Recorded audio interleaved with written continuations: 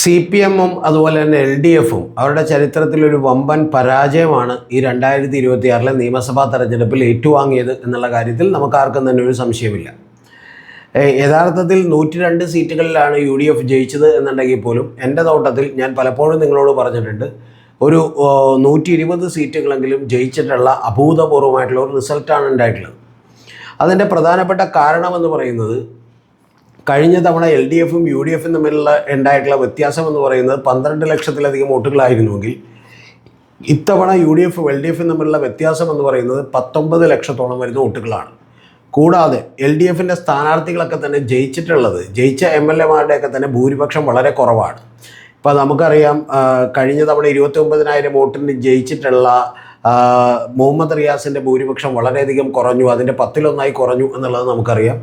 അതുപോലെ TN പ്രതാപൻ മത്സരിച്ച് ജയിച്ചിട്ടുള്ള AN രവീന്ദ്രനാഥിന് കിട്ടിയത് കേവലം 143 വോട്ടുകളാണ്. ആ 143 വോട്ടിൻ്റെ പുറകിലാണ് TN പ്രതാപൻ പരാജയപ്പെട്ടത്. അദ്ദേഹം ഇപ്പോൾ റീകൗണ്ടിങ്ങിനൊക്കെ വേണ്ടി അപേക്ഷിക്കാൻ പോകുന്നുണ്ട്. അപ്പോൾ ഇത്തരത്തിൽ വളരെ ചെറിയ മാർജിനുകളിലാണ് LDF-ൻ്റെ ആളുകളൊക്കെ തന്നെ ജയിച്ചു വന്നത്. അപ്പോൾ ഈ ജയിച്ചതിൻ്റെ കാരണമെന്ത്, തോറ്റതിൻ്റെ കാരണമെന്ത് എന്നുള്ളതിനെക്കുറിച്ച് വളരെ വിശദമായിട്ടുള്ളൊരു പോഡ്കാസ്റ്റ് ഞാൻ നമ്മുടെ മറ്റൊരു ചാനൽ തുടങ്ങിയിട്ട് അതിനകത്ത് ഇട്ടിട്ടുണ്ട്. എൻ്റെ പ്രിയപ്പെട്ട പ്രേക്ഷകരൊക്കെ തന്നെ കാണണം. ഇതല്ല നമ്മുടെ ടോപ്പിക്, പക്ഷേ എങ്കിലും ഈ സമയത്തിൽ നിങ്ങളോട് പറഞ്ഞതാണ്.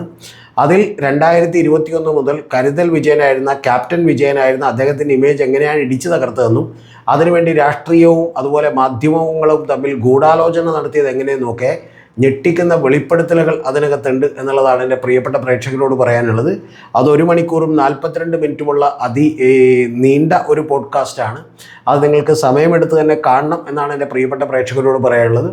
അത്തരത്തിലുള്ള നിരവധി പോഡ്കാസ്റ്റുകൾ ചെയ്യാൻ വേണ്ടിയിട്ട് നിങ്ങളുടെയൊക്കെ ഒരു സപ്പോർട്ട് ആവശ്യമുണ്ട്. അതുകൊണ്ട് നമ്മുടെ ഈ ചാനലിലൊരു മെമ്പർഷിപ്പ് ഉണ്ട്. അത് ലെവൽ 1, ലെവൽ 2, ലെവൽ 3, ലെവൽ 4 എന്ന് പറഞ്ഞ് പല എമൗണ്ടുകളുണ്ട്. അതെടുത്തുകൊണ്ട് നമ്മളെ സപ്പോർട്ട് ചെയ്യാം. ഇനി അതിനേക്കാൾ ഉപരി നമ്മളെ സപ്പോർട്ട് ചെയ്യണമെന്ന താല്പര്യമുള്ള ആളുകൾക്ക് വേണ്ടിയിട്ട് തീർച്ചയായിട്ടും നമ്മുടെ ഗൂഗിൾ പേ നമ്പറും അക്കൗണ്ട് നമ്പറും കൂടി കൊടുത്തിട്ടുണ്ട് എന്നുള്ളത് പറഞ്ഞോട്ടെ. പോഡ്കാസ്റ്റ് റിലീസ് ചെയ്തിട്ടുള്ള ചാനലിൻ്റെ പേര് BCC വിത്ത് രതീഷ് ചക്രവാണി എന്നുള്ളതാണ്.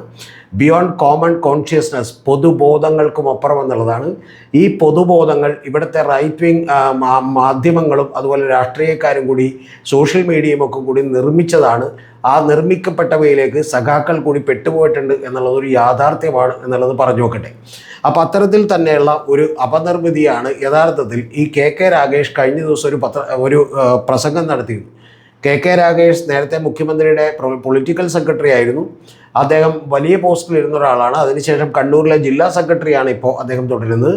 അപ്പോൾ അദ്ദേഹം വളരെ ഗംഭീരമായിട്ടുള്ള ഒരു പ്രസംഗം നടത്തിയിരുന്നു. ആ പ്രസംഗത്തിൽ അദ്ദേഹം പറഞ്ഞത്, വർഗീയത നിറഞ്ഞാടിയ ഒരു തെരഞ്ഞെടുപ്പാണ് ഈ കടന്നു പോയതെന്നും ആ വർഗീയത നിറഞ്ഞാടിയത് കൊണ്ട് തന്നെ ഒരു ന്യൂനപക്ഷ കൺസോൾട്ടേഷൻ ഉണ്ടായിരുന്നു, അതാണ് വലിയ തോൽവികളിലേക്ക് നയിച്ചത് എന്നുള്ളതുമാണ് അദ്ദേഹം പറഞ്ഞിട്ടുള്ളത്. അപ്പോൾ ഇത് തന്നെ വലിയ വർഗീയമായിട്ടുള്ള ഒരു പ്രസ്താവനയായി കണ്ടുകൊണ്ട്, അല്ലെങ്കിൽ ഏതെങ്കിലും സമുദായത്തിനെതിരെയുള്ള ഒരു പ്രസ്താവനയായി കണ്ടുകൊണ്ടുള്ള നരേറ്റീവ് ബിൽഡിംഗ് ഇപ്പോൾ വീണ്ടും ഈ ചാനലുകളും മാധ്യമങ്ങളും ഒക്കെ കൂടി തുടങ്ങിയിരിക്കുന്നു എന്നുള്ളതാണ് യാഥാർത്ഥ്യം എന്ന് പറയുന്നത്. അതായത് ഇവരുടെ ചെയ്തികളുടെ കുഴപ്പങ്ങളൊന്നും ഇവർ തിരിച്ചറിയാതെ, നേതൃത്വത്തിൻ്റെ കുഴപ്പങ്ങളൊന്നും തിരിച്ചറിയാതെ ഇത്തരത്തിലുള്ള ഒരു പ്രസ്താവനകൾ എങ്ങനെ നടത്താൻ കഴിയുന്നു എന്നൊക്കെയുള്ളത് കോൺഗ്രസ് അനുകൂല മാധ്യമ പ്രവർത്തകരൊക്കെ ഇരുന്ന് നമ്മുടെ ചാനലുകളിൽ ഇരുന്ന് തൊണ്ട തൊടാതെ വളരെ വിഴുങ്ങുകയും ഈ വാദങ്ങളൊക്കെ തന്നെ വിഴുങ്ങുകയും അവർ എന്ത് ചെയ്യുകയും ഛർദ്ദിക്കുകയും ചെയ്തുകൊണ്ടിരിക്കുകയാണ് എന്നുള്ളത് നിങ്ങളോട് പറയട്ടെ. ഇതിൽ വാസ്തവം എന്താണ് എന്നുള്ളതാണ് ഏറ്റവും പ്രധാനപ്പെട്ട കാര്യം. വാസ്തവം എന്താണ് എന്ന് ചോദിച്ചാൽ, ഇതിൻ്റെ ഓരോരോ കൊച്ചു വാസ്തവങ്ങളിലേക്ക് ഞാൻ പോകുന്നില്ല, ഒരുപാട് സമയമെടുക്കുമെന്നുള്ളതുകൊണ്ട്. ആ വാസ്തവം എന്ന് പറയുന്നത് ഇത് യാഥാർത്ഥ്യമാണ് എന്നുള്ളതാണ്. എൻ്റെ പ്രിയപ്പെട്ട പ്രേക്ഷകർക്ക് ഇത് കാണാൻ പറ്റുമോ എന്നുള്ളത് എനിക്കറിയില്ല. ഇത് ലേറ്റസ്റ്റ് എന്ന് പറയുന്ന ഒരു പത്രം, അതായത് ഈ പറയുന്ന കാസർഗോഡ് നിന്ന് പ്രസിദ്ധീകരിക്കുന്ന ഒരു ലോക്കൽ ന്യൂസിൻ്റെ പത്രമാണ്. ആ പത്രത്തിൻ്റെ പേജിൽ ആദ്യം തന്നെ പറയുന്നത് തൃക്കരിപ്പൂരിൽ വർഗീയത മറ നീക്കി എന്നുള്ളതാണ് പറയുന്നത്. ഞാൻ ഈ പത്രം കൂടാതെ വേറെ ഒരു 2-3 ഇതുപോലെയുള്ള ലോക്കലായിട്ടുള്ള ന്യൂസ് പേപ്പറുകളും അതുപോലെ തന്നെ അവിടുത്തെ ചില ആളുകളോടൊക്കെ സംസാരിച്ചിരുന്നു. ആ സംസാരിച്ചപ്പോൾ അവർ പറയുന്നൊരു കാര്യം, ഇത്രത്തോളം വർഗീയത നിറഞ്ഞൊരു തെരഞ്ഞെടുപ്പ് ഉണ്ടായിട്ടില്ല എന്നുള്ളതാണ്. ഈ റിപ്പോർട്ടിൽ പറയുന്നത് മുസ്തഫയെ കാഫിറാക്കി വനിതാ ലീഗ് വീടുകൾ കയറി എന്നുള്ളതാണ് പറയുന്നത്. ഇതെൻ്റെ റിപ്പോർട്ടല്ല, ഈ പത്രത്തിൻ്റെ റിപ്പോർട്ടാണ്. ഈ വനിതാ ലീഗ് മുസ്തഫ എന്ന് പറയുന്ന VPP മുസ്തഫ എന്ന് പറയുന്ന മുസ്ലിം സമുദായത്തിലൊരാൾ അവിടെ മുസ്ലിം സമുദായത്തിന് ഗണ്യമായ വോട്ടുള്ള ഒരു മണ്ഡലമാണ് തൃക്കരിപ്പൂർ. അവിടെ സന്ദീപ് വാര്യരാണ് മത്സരിച്ചത്. യഥാർത്ഥത്തിൽ വർഗീയത ഉണ്ടെങ്കിൽ മുസ്തഫ ജയിക്കേണ്ടതല്ലേ, വർഗീയതയൊന്നുമില്ല, അതുകൊണ്ട് സന്ദീപ് വാര്യർ ജയിച്ചു എന്നുള്ളതാണ് പുറത്തേക്ക് വരുന്നൊരു ഇമേജ്. പക്ഷേ യാഥാർത്ഥ്യം എന്താണെന്ന് വെച്ചാൽ അവിടെ പറഞ്ഞു കേൾക്കുന്നൊരു കാര്യം എന്താണെന്ന് വെച്ചാൽ അവിടുത്തെ വനിതാ ലീഗിൻ്റെ തന്നെ ആളുകൾ എല്ലാ വീടുകളിലും തന്നെ ഇറങ്ങുകയും ആ ഇറങ്ങിയിട്ടുള്ള ആളുകൾ മുസ്തഫ ഒരു കാഫിറാണെന്നും അവിശ്വാസിയാണെന്നും അദ്ദേഹത്തിന് വോട്ട് ചെയ്യരുതെന്നും അദ്ദേഹത്തിൻ്റെ പിതാവോ അല്ലെങ്കിൽ മാതാവോറ്റെ മരണസമയത്ത് തന്നെ ഈ അദ്ദേഹത്തിന് അവിടെ എത്താൻ കഴിഞ്ഞില്ല, ഈ പറയുന്ന പോലെ മയ്യത്ത് നമസ്കാരത്തിൽ പോലും എത്താൻ കഴിഞ്ഞില്ല. അതിൻ്റെ പ്രധാനപ്പെട്ട കാരണം അങ്ങനെ എത്താൻ കഴിയാത്തത് അദ്ദേഹത്തിന് വയ്യാതെ വന്നതുകൊണ്ടാണ്, യഥാർത്ഥത്തിൽ അസുഖം വന്നതുകൊണ്ടാണ്. പക്ഷേ അങ്ങനെ അസുഖം വന്നതുകൊണ്ടല്ല, അദ്ദേഹം യഥാർത്ഥത്തിൽ ഒരു വിശ്വാസിയല്ലാത്തത് കൊണ്ടാണ് എന്ന് പറയുന്ന വലിയ പ്രചരണത്തിന് അവിടെ നേതൃത്വം കൊടുത്തു എന്നുള്ളതാണ് ഏറ്റവും പ്രധാനപ്പെട്ട കാര്യം. അപ്പോൾ ഇത്തരത്തിലുള്ള നേതൃത്വം കൊടുക്കലുകൾ പല സ്ഥലങ്ങളിലും ഉണ്ടായി എന്നുള്ളതൊരു വാസ്തവമാണ് എന്നുള്ളതാണ് യാഥാർത്ഥ്യം. ഇല്ലെങ്കിൽ തന്നെ നിങ്ങളൊന്ന് ആലോചിച്ച് നോക്കുക, ഈ കേരളം മുഴുവനുള്ള ഏറ്റവും ആദ്യത്തെ പ്രചരണം വികസനം ഈ തെരഞ്ഞെടുപ്പിൽ ചർച്ചയായില്ല. യാതൊരു വിധത്തിലുള്ള രാഷ്ട്രീയമായിട്ടുള്ള പ്രശ്നങ്ങൾ ചർച്ചയായില്ല. പകരം ചർച്ചയായത് CPM-ഉം BJP-യും തമ്മിലുള്ള ഡീലാണ്. കുറച്ച് കഴിഞ്ഞപ്പോൾ ഇവർ ചർച്ചയാക്കിയത് CPM-ഉം SDPI-യും തമ്മിലുള്ള ഡീലാണ്. യഥാർത്ഥത്തിൽ എന്തായിരുന്നു കാര്യമെന്ന് ചോദിച്ചാൽ ഒറ്റ കാര്യമേ ഉള്ളൂ. RSS-ഉം സംഘപരിവാരും ഒക്കെ തന്നെ ഇത്തവണ സ്ട്രാറ്റജിക് വോട്ടിംഗ് നടത്തിയതാണ്. ആ സ്ട്രാറ്റജിക് വോട്ടിങ്ങുകളിലൂടെയാണ് CPM-നെ തോൽപ്പിച്ചത്. പ്രധാനപ്പെട്ടൊരു കാര്യം, 41 മണ്ഡലങ്ങളിൽ മത്സരിച്ചത് BJP ആയിരുന്നില്ല, മത്സരിച്ചത് 19 മണ്ഡലങ്ങളിൽ BDJS 22 മണ്ഡലങ്ങളിൽ മത്സരിച്ചു. ആ മണ്ഡലങ്ങളിലെല്ലാം തന്നെ BJPക്ക് വലിയ തോതിൽ വോട്ട് കുറയുകയാണ് ചെയ്തിട്ടുള്ളത്, 1-2 മണ്ഡലങ്ങൾ ഒഴികെ. അപ്പോൾ ഇത്തരത്തിലുള്ള ഒരു സ്ട്രാറ്റജിക് വോട്ടിംഗ് ഒക്കെ കൂടി ഉണ്ടാകാൻ വേണ്ടിയിട്ടും വലിയ തോതിലുള്ള വർഗീയ പ്രചരണങ്ങളൊക്കെ ഇത്തവണ നടത്തപ്പെട്ടു എന്നുള്ളതൊരു യാഥാർത്ഥ്യമാണ്. പേരാമ്പ്രയിലുമൊക്കെ തന്നെ അതിൻ്റെ പ്രതിഫലനങ്ങൾ നമ്മൾ കണ്ടു. കൗമുലക്കുട്ടിക്ക് വോട്ട് ചെയ്യണമെന്ന് പറഞ്ഞ് വീടുകളിൽ ചെന്ന് ഫാത്തിമ തെഹലിയയ്ക്ക് വേണ്ടി വോട്ടഭ്യർത്ഥിച്ചു എന്ന് CPM ഒരു മൈക്ക് അനൗൺസ്മെൻറ്റ് നടത്തിയപ്പോൾ അത് വർഗീയതയാണ്, ഈ പറയുന്ന മുസ്ലിം സമുദായത്തിനെതിരാണ് എന്ന് പറയുന്ന ഒരു പ്രചരണമൊക്കെ നടത്താനായിട്ട് അവർക്ക് കഴിഞ്ഞു.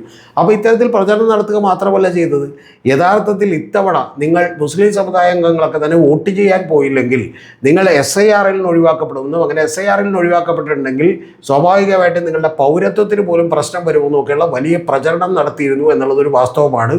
അത്തരത്തിൽ വർഗീയമായിട്ടുള്ള പ്രചരണങ്ങൾ ഇത്തവണത്തെ തെരഞ്ഞെടുപ്പിൽ ഉണ്ടായി എന്ന്, അതുകൊണ്ട് തന്നെ ന്യൂനപക്ഷ കൺസോൾട്ടേഷൻ ഉണ്ടായി എന്നൊക്കെ KK രാഗേഷ് പറഞ്ഞതിൻ്റെ പിന്നിൽ, അവരൊക്കെ തന്നെ തെറ്റിദ്ധരിക്കപ്പെട്ടു എന്ന് പറഞ്ഞതിൻ്റെ പിന്നിൽ യാഥാർത്ഥ്യമുണ്ട് എന്നുള്ളതാണ് യാഥാർത്ഥ്യം, വസ്തുത. പക്ഷെ അതൊക്കെ കണ്ണടച്ച് ഇരുട്ടാക്കിക്കൊണ്ട് നമ്മളിവിടുത്തെ ചില മാധ്യമങ്ങളൊക്കെ തന്നെ ഇതൊന്നും ഉണ്ടായിട്ടില്ല, പകരം എന്ത് ചെയ്തു, ഇതിൻ്റെ ഒപ്പം തന്നെ, ഇത് മാത്രമല്ല കാരണം, ഇതിൻ്റെ ഒപ്പം തന്നെ സഖാക്കളും ഇടതുപക്ഷത്തിന് വോട്ട് ചെയ്തവരുടെ വോട്ടുകൾ കൂടി പോയി. കാരണം ഇത് യഥാർത്ഥ ഇടതുപക്ഷം ഇതല്ലെന്നും ഇതൊരു തീവ്ര വലതുപക്ഷമാണെന്നും ഒക്കെയുള്ള പ്രചരണം നടത്തിയിരുന്നു എന്ന് മാത്രമല്ല, യഥാർത്ഥത്തിൽ KC ഉമേഷ് ബാബുവിന് മുതൽ M ഷാജഹാൻ വരെയുള്ള ആളുകളൊക്കെ തന്നെ നിരന്തരമായി പിണറായി എന്ന് പറയുന്നത് ഒരു മുതലാളിത്ത സങ്കല്പത്തിൻ്റെ ഒരു പ്രതിരൂപമാണെന്നും അദ്ദേഹം ഒരിക്കലും ഇടതുപക്ഷത്തെ നയിക്കേണ്ടവനല്ലെന്നും ഒക്കെയുള്ള വലിയ പ്രചണ്ഡമായ പ്രചാരണങ്ങൾ അഴിച്ചുവിട്ടിരുന്നു എന്നുള്ളതൊരു യാഥാർത്ഥ്യമാണ്.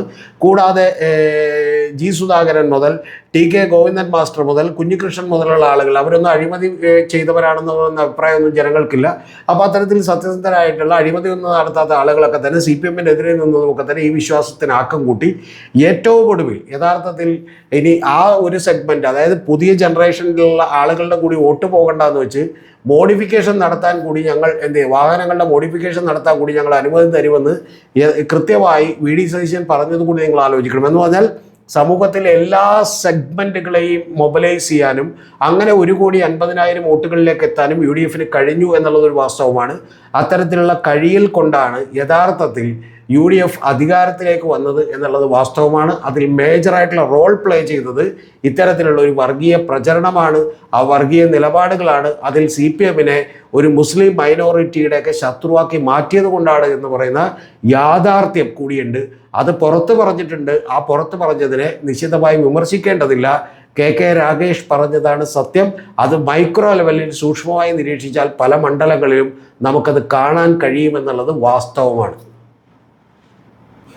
ടോപ്പിക്ക് കഴിഞ്ഞു. മറ്റൊരു പ്രധാനപ്പെട്ട കാര്യം കൂടിയാണ്, നമ്മുടെ ഒരു പുതിയ ചാനൽ BCC വിത്ത് രതീഷ് ചക്രപാണി എന്ന് പറയുന്ന പുതിയ ചാനൽ. ആ ചാനൽ പോഡ്കാസ്റ്റുകൾക്ക് വേണ്ടി, വലിയ ഇൻ്റർവ്യൂകൾക്ക് വേണ്ടി മാത്രമുള്ളതാണ്.